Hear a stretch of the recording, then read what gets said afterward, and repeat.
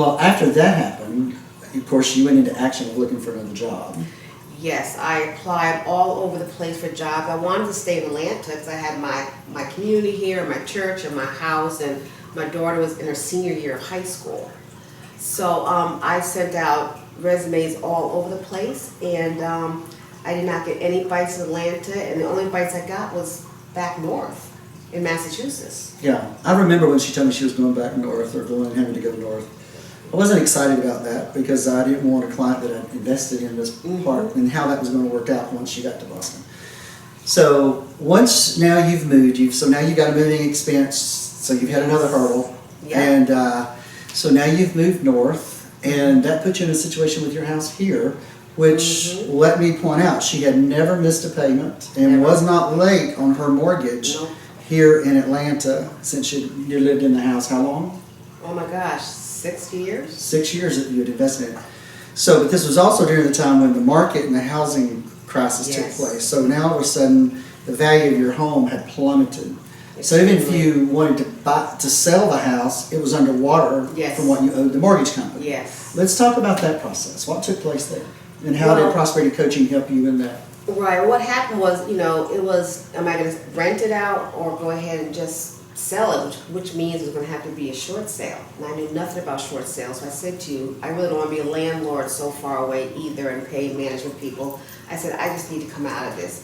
And actually, I didn't want to come out. He kind of said to me, I thought, let's get rid of the house. So we went ahead and found a real estate agent in Gwinnett. You and I went and we talked about, they're supposed to be well known for short sales. So they went ahead and we signed the papers and the house went up for short sale. I owed on the house like $197,000, but it was only appraised at $120,000. And actually it was even appraised lower than that, but the banks, the mortgage company, kept it up there high. So the house sat out there for over a year because they weren't accepting the offers because they were putting it at $120,000 and people were only able to get mortgages for exactly what it was appraised at, like $100,000 to $106,000. Well, just so that the viewers know, on a short sale, normally the owner of the house is months behind.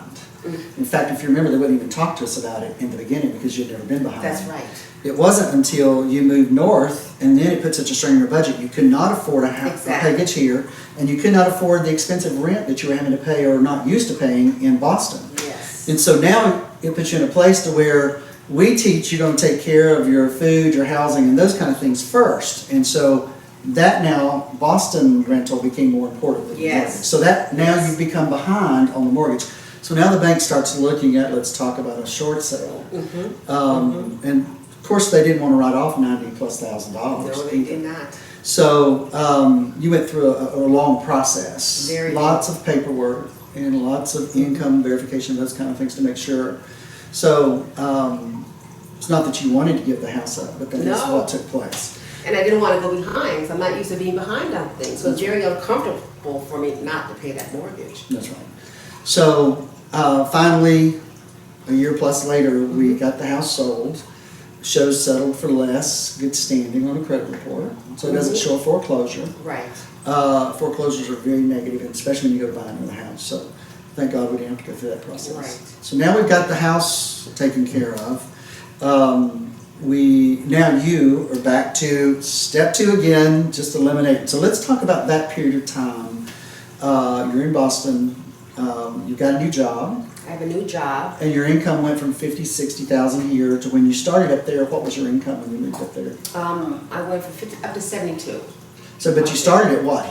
It didn't start out at 72. You moved up to that, if I'm thinking. When I went up there, I started at 68. 68. There was a little bit bump because Boston is a very expensive place to live. The housing up there is extremely expensive.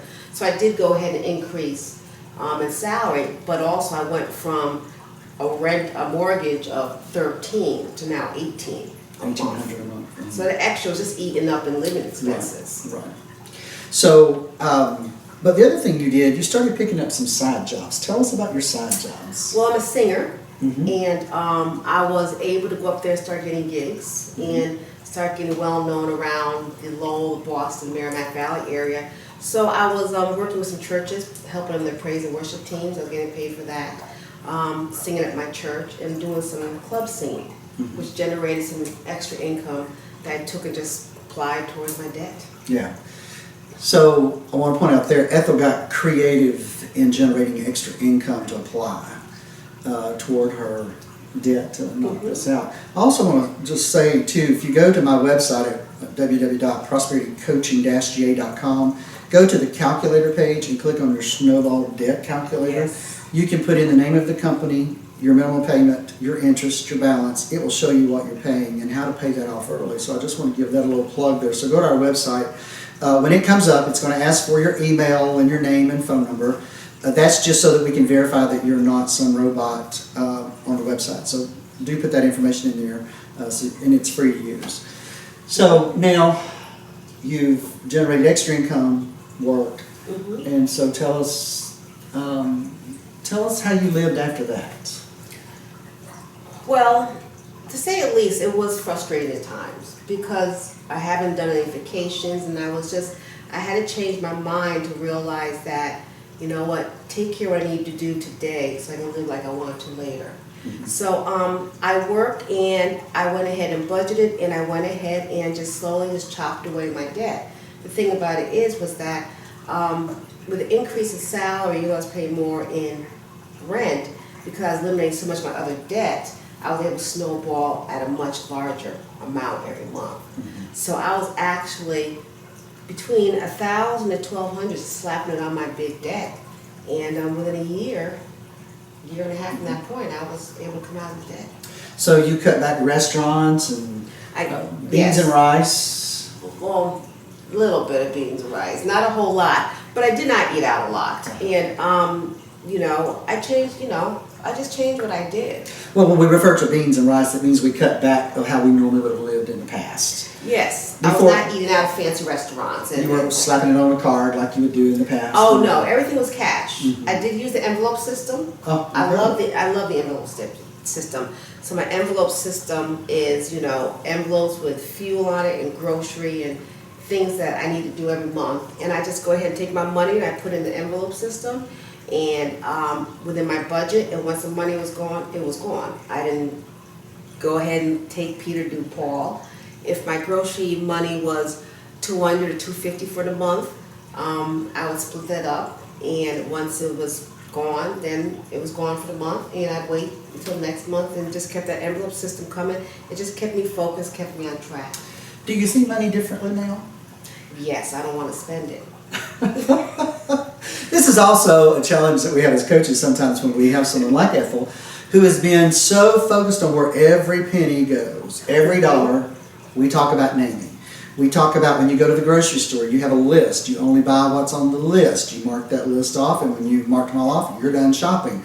But someone has said to me, well, what if I forgot to put eggs on there, but I need eggs? Well, eggs is not on your list. Once you go to the grocery store, it's kind of like a timer.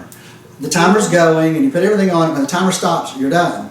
So when you go into the grocery store, you don't take a pen and add things to it. You stick to your list, so the eggs will go on the next shopping trip. It gets you really disciplined with money. Yeah. So you see money differently now. I see money differently. I do a budget before the month starts. There are a couple times I slide into the month, but my thinking is so rigid, it doesn't really change what I'm going to do anyway. So I know we started, you just say to me, make sure, where's the budget? The first of the month, make sure I have the budget. And I'd be a week into it, you're like, Ethel, where's my budget? And now, even if I'm a week doing my budget, it doesn't really vary from the last month because I know where everything's going to go.